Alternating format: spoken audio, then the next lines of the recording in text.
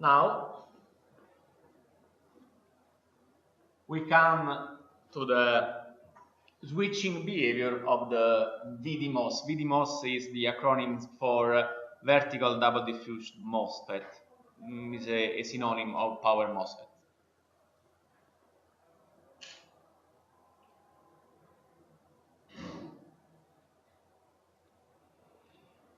When we study the switching behavior of this device, we must consider the device as the merge of two integrated devices, as shown in this figure.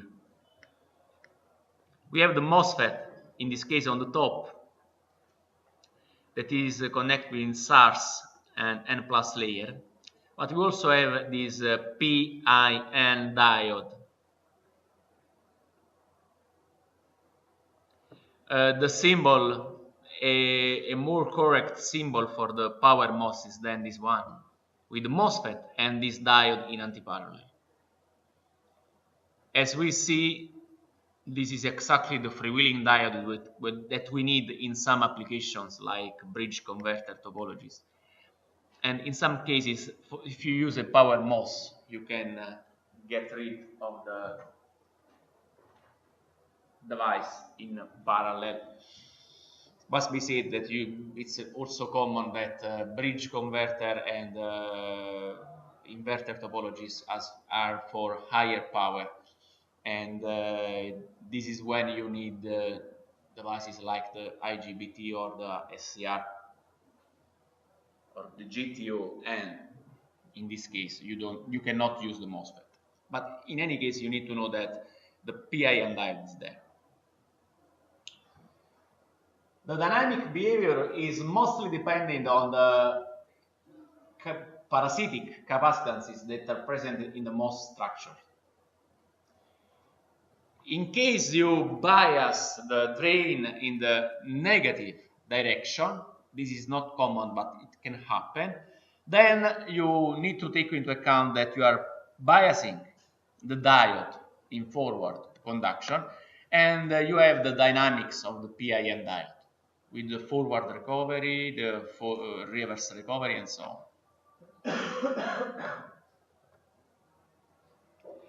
Since we studied the PIN dynamics before, we now focus on the MOSFET dynamics.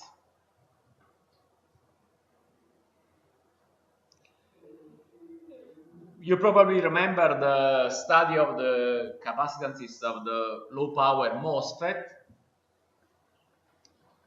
And for this device, you have seen that the gate capacitances are the dominant components, channel capacitance are the dominant components. For the Power MOSFET, the situation is slightly different because the drain is on the bottom, and there is a gate-to-drain capacitance that is significant and is much different from the gate-to-source capacitance.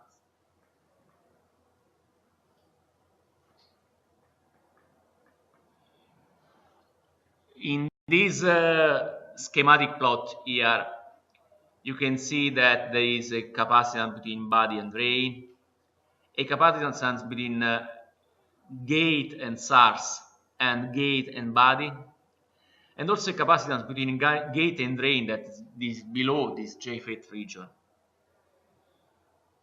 This is also a very simplified structure because these capacitances also are composed by many other small capacitances. For example, here you need to take into account that this is the series connection of the oxide capacitance plus the silicon capacitance. Here there will probably be an overlap between gate and source plus the gate and channel, the depletion regions. The structure is complicated. Also because there are many different topologies of devices and the capacitances change. If you think of a trench technology, the capacitances are completely different. However, the gate-to-drain capacitance is always present, and there will also always be a drain-to-body or drain-to-source capacitance. Another important aspect of these capacitances is that they are not constant, and they will vary with the applied voltage. This means that a good model, very general model of the MOSFET is this one. Here is the current generator function of VGS and also VDS. And here there are all these three capacitances that are also a function of drain, gate, and body voltage.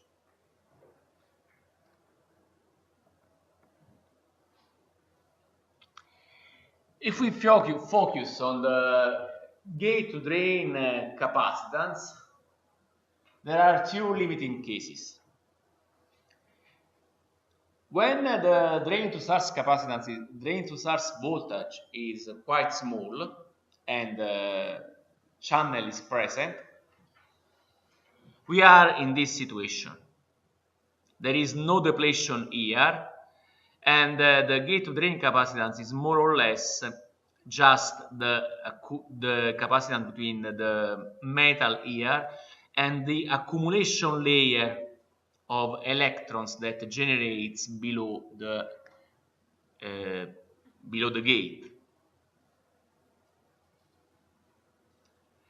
This coincides with the channel oxide capacitance and is quite high because the area is this one, but the positive and negative plates are very close, since the capacitance is inversely proportional to the distance between charges.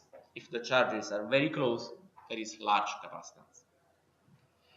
When we are in pinch off or with the drain that is at higher voltage than the gate, in this case the device, we can say it is in the on region. It is on, the channel is on, and the VDS is very small. In this case the device is off with a large voltage on the drain. In this case, the carriers, the electrons, are swept away from the surface, and there is this large depletion layer here. This depletion layer can reach up to the bottom near the drain. The capacitance is now heavily influenced by this depletion capacitance that is quite small. It is the series of these two capacitances, but this one is small, and this means that the capacitance gate to drain is very small.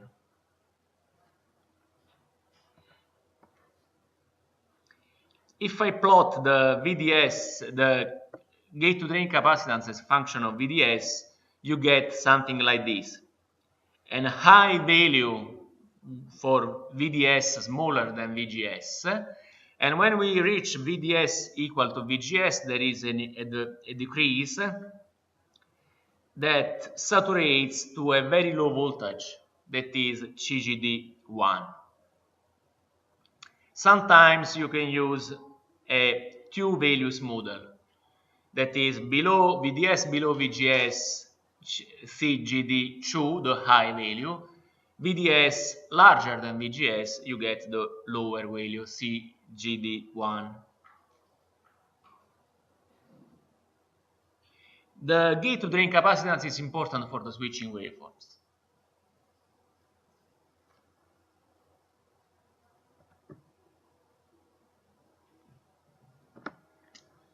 Now, I told you that there are these three capacitances that we like to discuss about: the gate to source capacitance, the gate to drain capacitance, and the drain to source capacitance.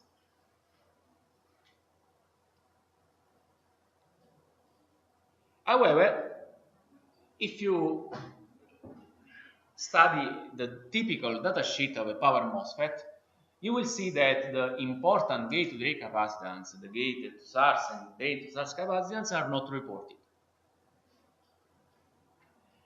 What you actually see are three other capacitances that are, however, connected to the former. These do depend on the VDS voltage. These are not constant capacitance. And they are CISS that is the input capacitance. The input capacitance is actually CGS plus CGD with the CDS shorted. It is more or less the capacitance that you see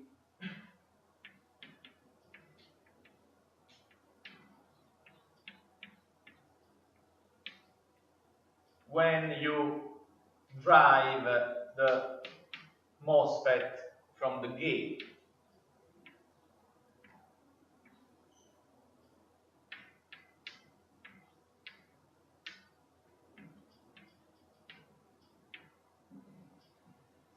When you drive the MOSFET from the gate, you see this capacitance plus this capacitance, assuming that this voltage is fixed, that this capacitance is not influencing your transient.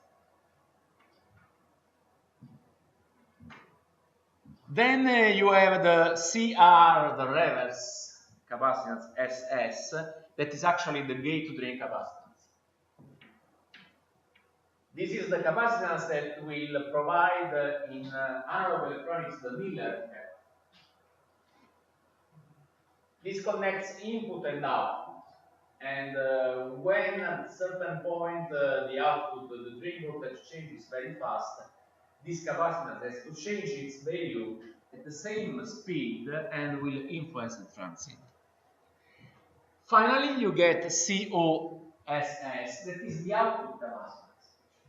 When you see, when your circuit, your DC-DC converter uses this MOSFET and the drain is changing, the capacitance that your circuit see and needs to deal with is the drain to source plus drain to gate capacitance.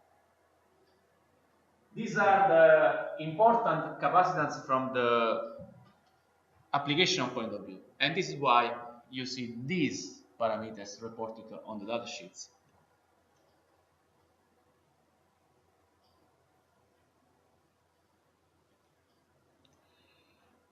These two plots are actually the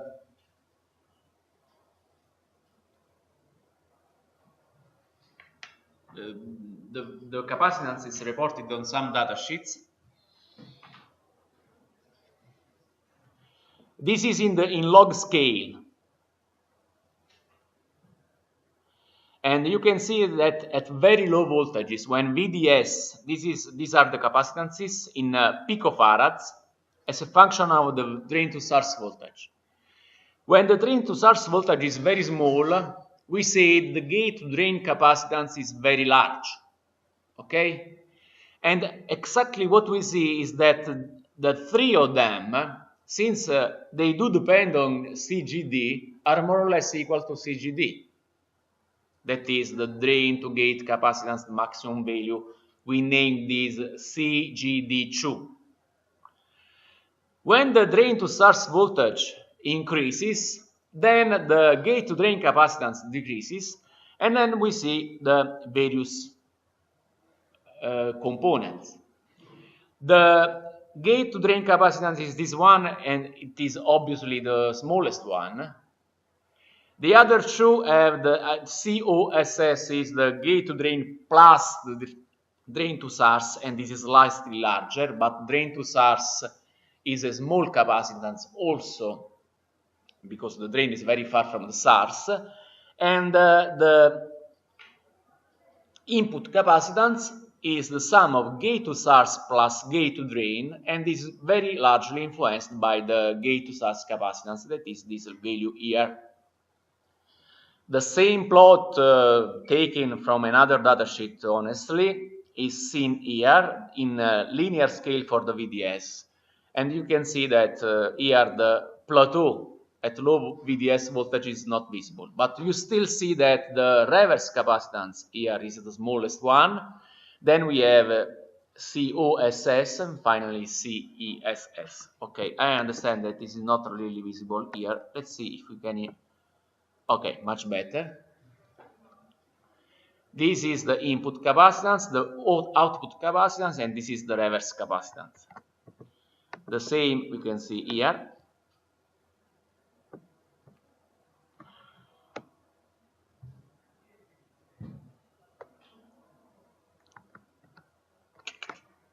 wrong action, really wrong.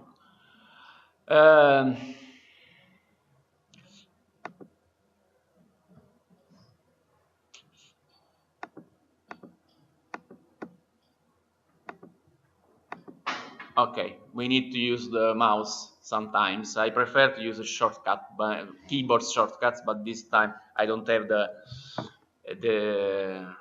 numeric keyboard here. Okay, also in this case, the reverse capacitance is the smallest one, the output capacitance, then and finally the input capacitance. At low voltages, the gate-to-drain capacitance is the dominant one.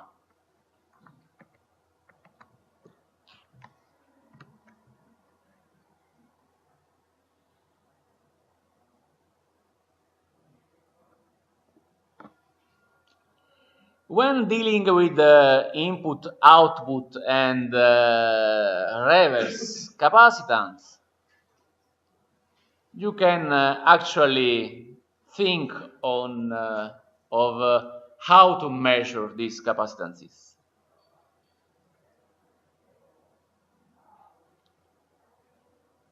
It is actually not very simple, because these capacitances needs to be measured for a given drain bias. Hence, you need to bias the drain and then measure the capacitance. This is the typical circuit that is used for the measurement. This is for the output capacitance. This may be the most simple one.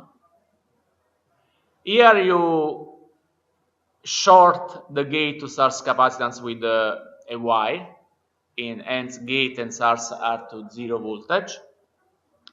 Then you apply a bias to the drain, and on top of the drain bias you use an AC signal. The AC signal measures, the AC component is just the capacitance component, and it is the sum of this current IM1, that is the gate to drain capacitance current, and this current IM2, that is the drain to source capacitance. Okay, this was simple. Let's now go to the input capacitance.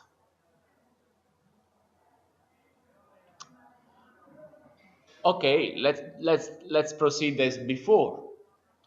We can bias the drain with a constant voltage source. We can apply a voltage source on the gate if needed, plus the AC component, and then we measure this the current flow, the AC current flow. But please note that IM is the current flowing through the gate to source capacitance, but this other current flows through gate to drain and drain to source capacitance.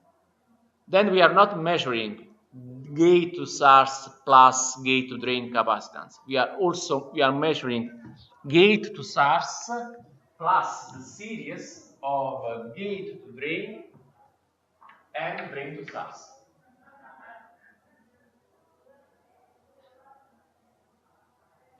How to get rid of the drain to source capacitance? This is done here using an additional capacitor that is much larger than the CDS. The series of these two capacitances is then exactly very close to gate to drain capacitance, or in another way I can say that this AC short will be an open circuit for the 0 voltage, the DC bias for the drain voltage, and will be a short circuit for the AC components. You can see this in either ways, and in the end this drain to source capacitance is not influencing your measure. Finally, how to measure the gate to drain capacitance. Again, if I bias the drain, then apply an AC voltage the current that I measure is is flowing through the gate to drain capacitance, but also through the gate to source capacitance.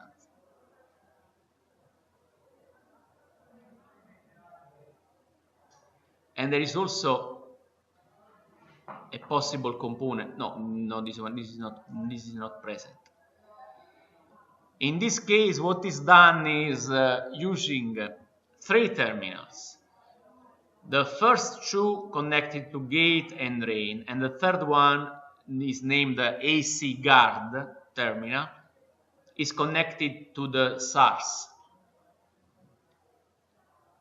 You just measure the current flowing from this terminal and through this terminal. You see that there is an amperometer here. The third component just goes to the ground. In this way, you can only measure the gate to drain capacitance, but you need these 3 terminals measurement technique and special equipment, to be honest, because you need to be very precise. The AC component is very small, while you are biasing the drain voltage to 100, 200, 500 volts, and you need to be very precise. You need to use special instruments. However, this was a digression, just to show which is the significance of making a measure on these devices. It's not simple.